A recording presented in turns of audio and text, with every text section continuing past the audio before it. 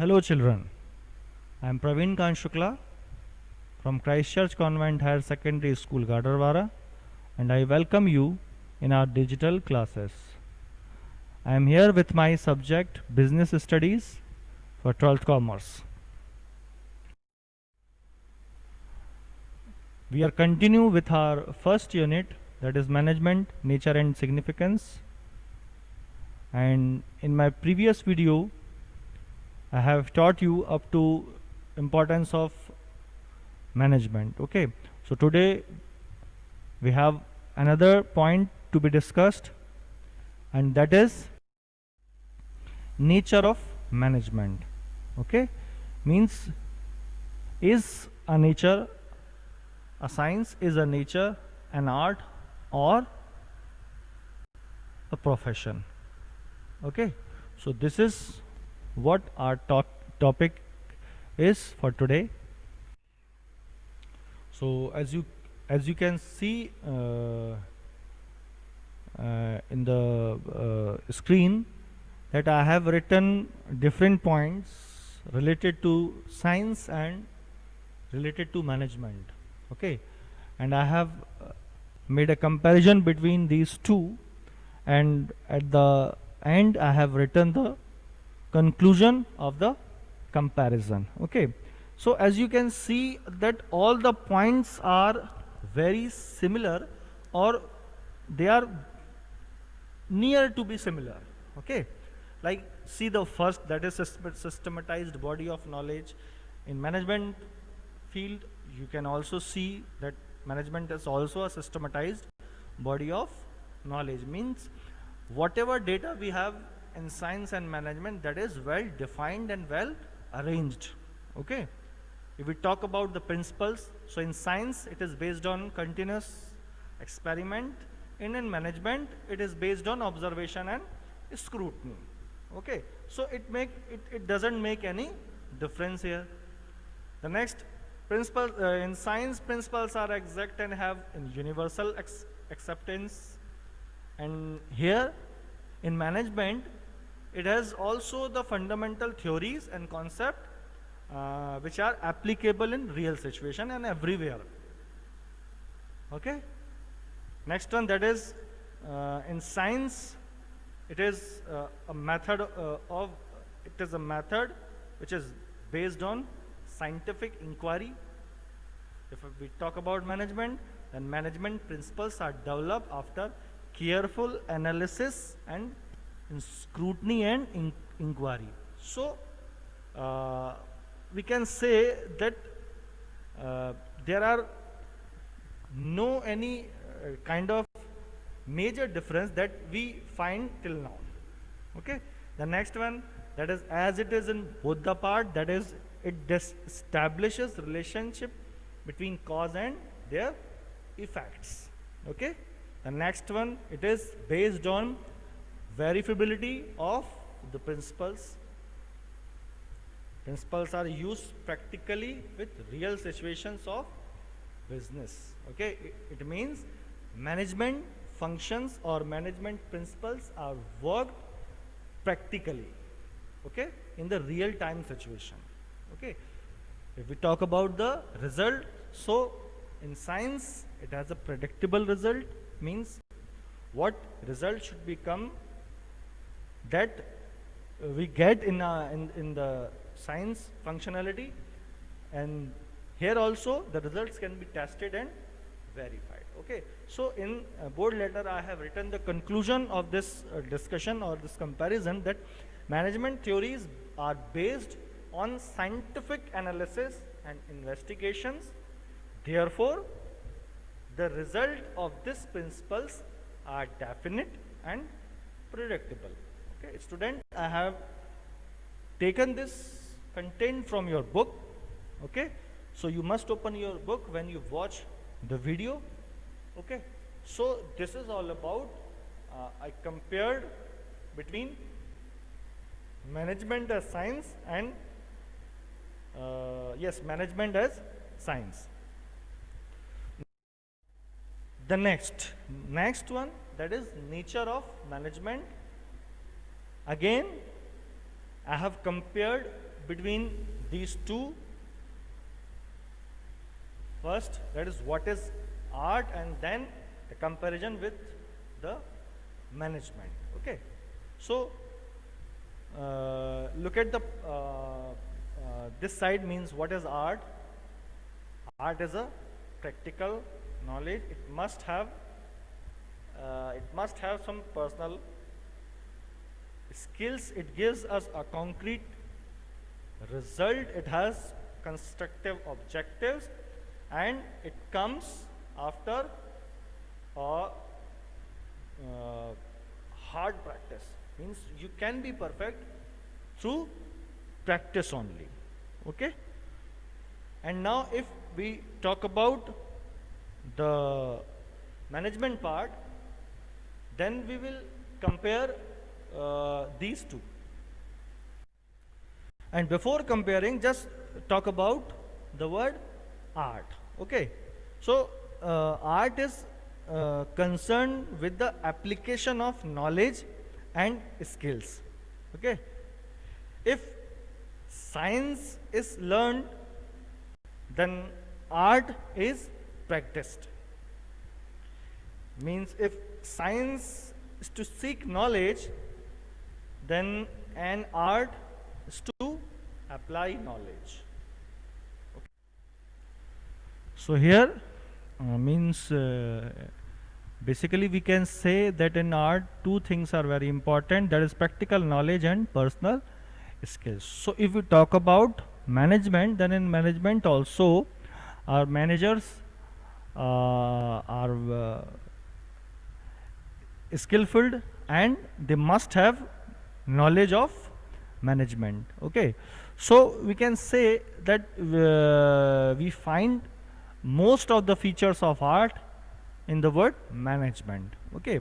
So I have made a conclusion here that management prescribes general policies for managing various aspects of business, but the application of these principles depend on the existence and skill of the managers. The managers get perfection in the art of managing through continuous practice. Okay. So as I told you that the managers should be well skilled and must have a practical knowledge of management. Okay. So this is all about the comparison between science and art as management. Okay. Now here you can see that I have written in tabular form comparison of management between as art and as science. I have written different points that we have gone through in our previous slide. If I say that management is an art, then the comparison of comparison between these two are made under these points, like applied knowledge, meaningful result, constructive purpose, development through practice, and individual expertise.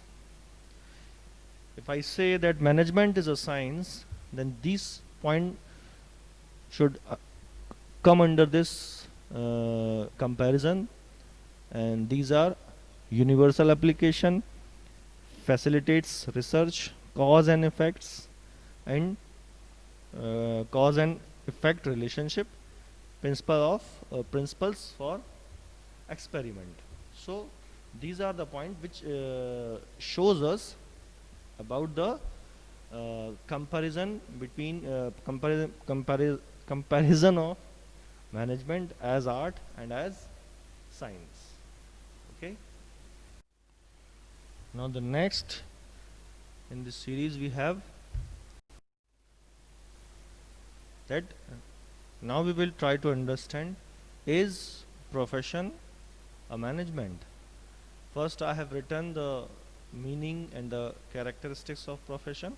Then first we will discuss about the profession. Mean, what does the word profession mean? Actually, profession is one's systematized body of knowledge and skills, okay, which a professional can use to guide, to instruct, or to advise others. For example, advocate, doctors, and teachers. Okay, so now, as you can see here, I have given the features of profession. The first one, that is systematized body of knowledge, acquisition of management knowledge, social acceptability, a distinct discipline, code of conduct. So these are the features of profession. Now in point B, I have written the same points here, okay, but with the comparison of the word management, okay, and now we are talking about the arguments in favor of profession, means arguments which say that management is a profession, okay. So let's have the first point, that is systematized body of knowledge or systematic body of knowledge, okay. So as you can see that this is the feature of profession, but if we go with management, then management also need a systematized body of knowledge, okay. You cannot manage the functions of a business enterprise unless you have that ability or skills to work, okay. Now come to the next point, that is acquisition of management knowledge, means if we talk about profession, means a professional should have a should have management knowledge. So if we talk about the now we talk about management. So now it also become for the management to be essential to get a practical knowledge about the management, okay. We must have a special knowledge of management if you want to be a successful manager, okay. Knowledge of management principles is now compulsory for effective performance, okay. Now the third point you can see, that is social acceptability, okay. So in profession the entry is very restricted, means uh, for being a professional you must have to uh, pass or clear some examinations which is required to get that particular profession, okay. So now if we talk about management, so now entry to the management is now become very hard, okay. Why? Because it also required an accurate academic and practical training, okay. So we can say in this point also both are very similar. Now the next one, that is discipline. So it's quite obvious that in both the field like profession or management, a discipline must be there, and I think this discipline should be everywhere, okay. The last one, that is code of conduct, okay. So for professionals, government has developed a code of conduct and that must be followed by them, okay. But for management, All India Management Association has framed a code of conduct, so it is clear that that both of the functions like profession and management both have the code of conduct which they have to follow, okay. So this is how the comparison between management and profession. Yes, now the next, that is point C, management is not a profession, okay. Now we have some arguments which says that management is not a profession, means they are totally against with the argument that management is a profession. Okay, so these are the points. First, that is no commonly accepted principles. Okay, means in management some principles may differ. Okay, so they are not commonly accepted. Okay, the next, that is no ethical standard of conduct, means there are no fixed any rules and regulations there which must be followed by the management. Okay, but we are we are on that direction, but still somewhere has to be framed. Okay, absence of rigid rules, as I told you before, means there are no any rigid rules that must be followed. Okay, absence of sense of services and dedication, means there is a absence of sense of services and dedication. Okay, so these are very simple points, and an elaborate form is given in your book, so you must go through these points from your book. Okay, if any confusion or any misunderstanding, then you can contact me. Next point of discussion, that is levels of management, means in what are the levels where management is divided. So here you can see that there are 3 levels of management: top level management, middle level management, and supervisory or lower level management. Okay, means by the name of the levels you can see that they are very easy to understand. Means in an organization or in an enterprise, the people who work on top level, they are the top level management.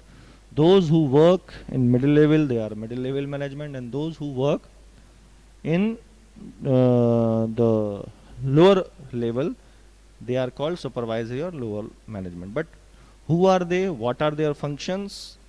Let us try to know.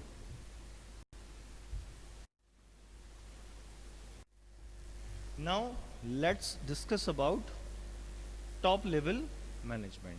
Okay, so now here you can see the top level management and what are the posts which comes under this management. I have given here. Okay,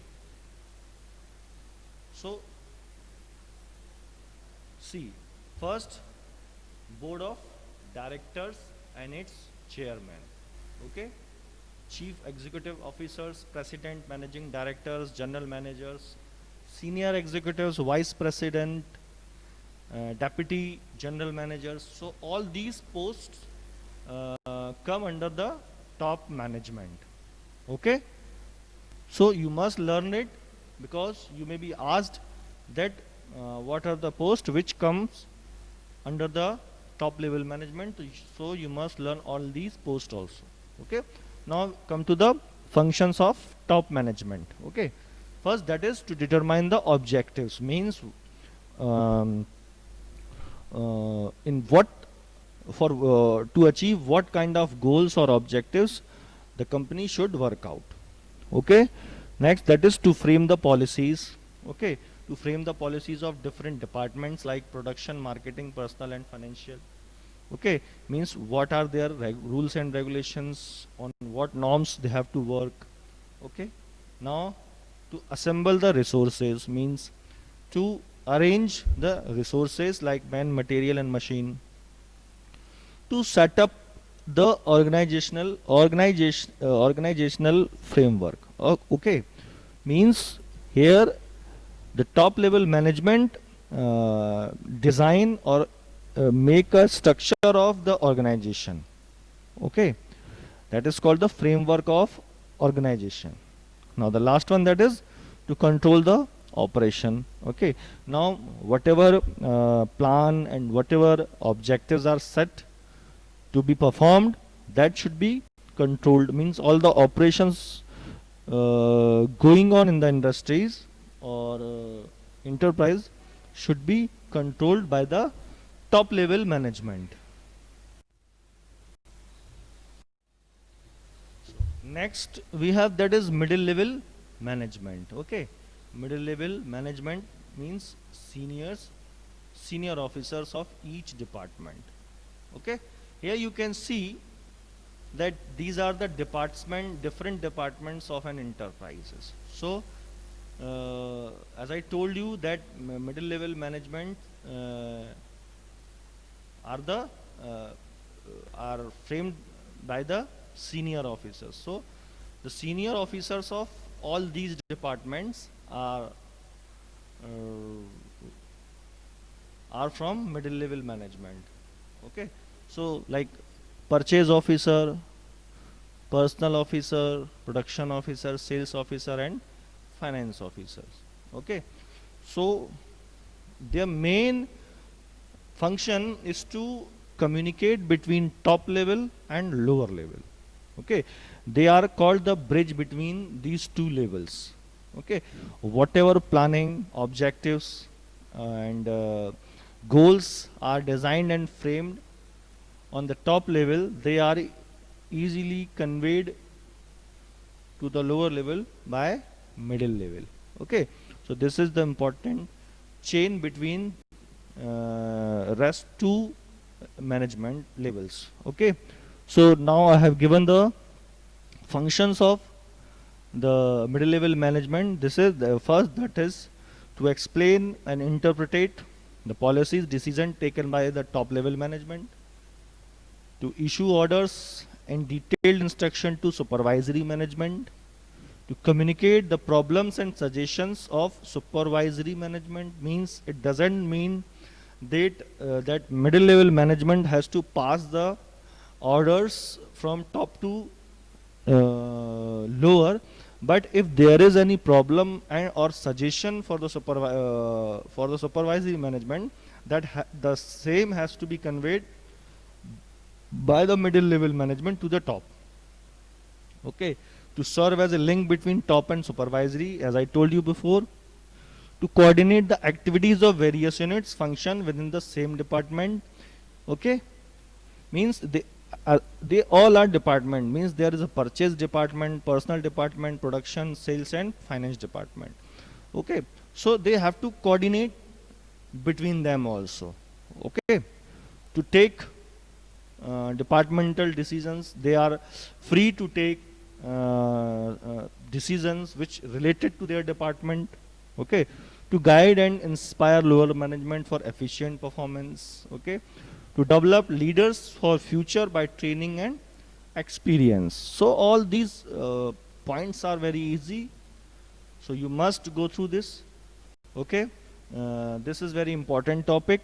Okay, and you have to make a notes of all these levels. Okay, now the next we have, that is lower level management. Okay, so lower level management, in this section we have senior supervisors, intermediate supervisors, frontline supervisors. So all supervisory work have been done here. Okay, so it means whatever objectives are set by the top level, okay, and then the objectives and planning should be conveyed to lower management.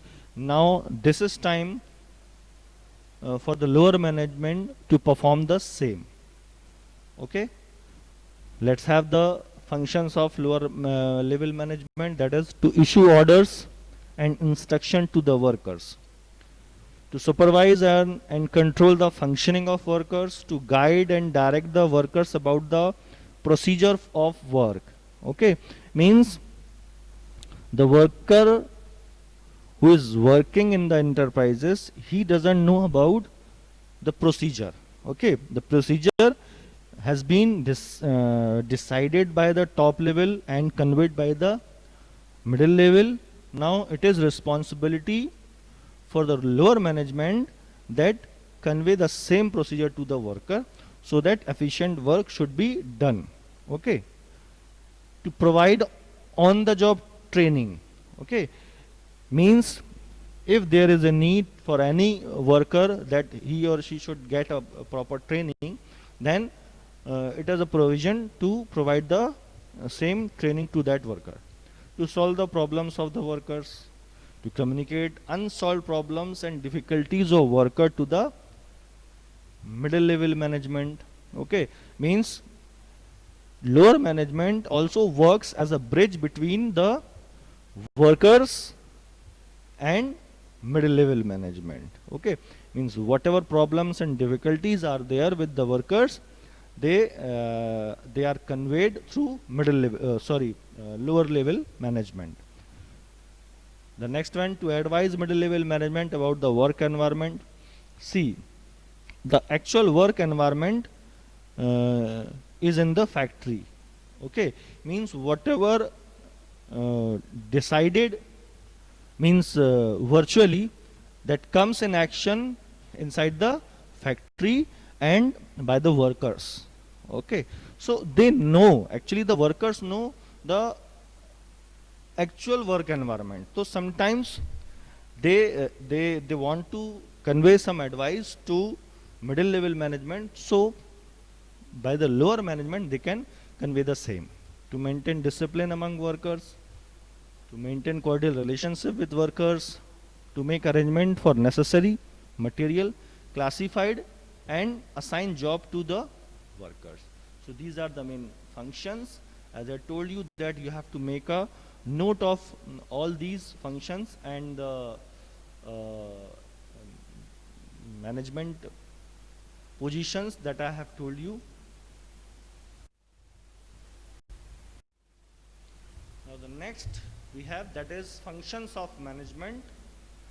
This is the very important point that we should discuss, and as I told you before, or if I forget, then I am telling you that these are the very important functions, and later on we have a whole chapter based on these, each of these. Okay, means planning, organizing, staffing, directing and controlling, means we have a particular chapter based on these topics. These are the main functions of management. Okay, so here I am giving you just a small brief about these points, and later on we have to discuss. And some subsidiary functions are also there, that is representation, innovation, decision making, communication and forecasting and research. So first we should talk about the planning, the first main function of the management, that is planning. Okay, as I told you that planning is the first and foremost function of management. Actually it decides in advance what is to be done. Okay, so this is what the planning is all about, means what is to be done, that should be planned first. Okay, the next one, that is organizing. It is the second important function of management. Without organization, no management can survive. Okay, organizing involves bringing together the manpower, material resources for the achievement of the objectives laid down by the administration. Okay, the next one, that is staffing. It is the third important function for the management, because without a good staff, there cannot be any work in the organization. Okay, so we can say that staffing also is a very important function of management. Next one, that is direction. It is the fourth important function of management. It is the art and process of getting things done. Okay, directing is concerned with activating the members of the organization to work efficiently and effectively.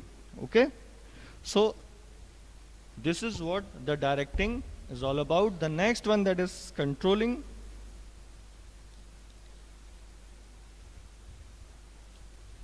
Now in this section, the controlling is done. Okay, Controlling is a process that guides activity towards some predetermined goals. The purpose of control is to ensure that activities proceed as per plan or not. Okay, so these are the main functions of management. Now some subsidiary uh, functions are also there. You must go through these points with your book. Okay, that is communication. Means communication is the secondary function of management. Its importance cannot be undermined. Okay, that is why some management experts have put it is the primary function of management. Okay, the next one, that is innovation. So it is a very modern function. It is basically a creative activity. It consists in doing such things are generally not done in the ordinary course of business. Okay, the next, that is decision making. Decision making is an important function of management. Every day hundreds of decisions are made in an enterprise. So decision making is also a important part of management activity. Okay, the next, that is representation. It has mentioned that representation is one of the main function of the management. Okay, the top level management represents the owners of the enterprises for different meetings and contracts. Okay, the next, that is forecasting, means to keep a view of upcoming actions and goals. Okay, and the last one, that is research. Okay, so these are the subsidiary functions which are given in your book. You must go through this, and again I'm telling, if you have any problem, just let me know. Okay, so this is how your chapter 1 is going to be finished. Only one single topic we have left, that is the coordination. Okay, so as we have our chapter on the controlling, that point, sorry, the coordination, that point we have later on in our other uh, chapters also. So we will discuss about the coordination in our next chapter. Okay, so this is all about your first chapter. So make the notes that I will send you the questions. Make the notes of them, and goodbye. Then we will definitely we will meet in our next chapter, that is principles of management. Thank you.